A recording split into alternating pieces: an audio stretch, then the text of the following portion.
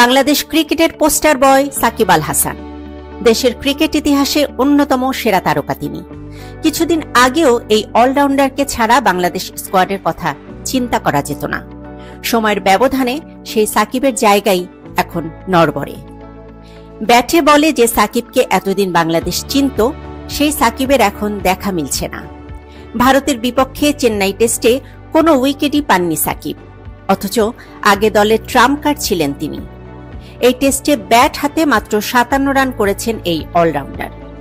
Match শেষে সংবাদ সম্মেলনে অধিনায়ক নাজমুল হোসেন শান্তর কাছে সাকিবের একাদশে থাকা প্রসঙ্গে এক সাংবাদিক জানতে চান, আমরা সবাই দেখতে পাচ্ছি সাকিব সবকিছুতে সংগ্রাম করছে। এমন একজন ক্রিকেটারকে দলে রাখা অধিনায়ক হিসেবে আপনার জন্য কঠিন হয় কিনা? এই প্রশ্নের জবাবে শান্ত বলেন, খুব সাহসী প্রশ্ন, মাশাআল্লাহ।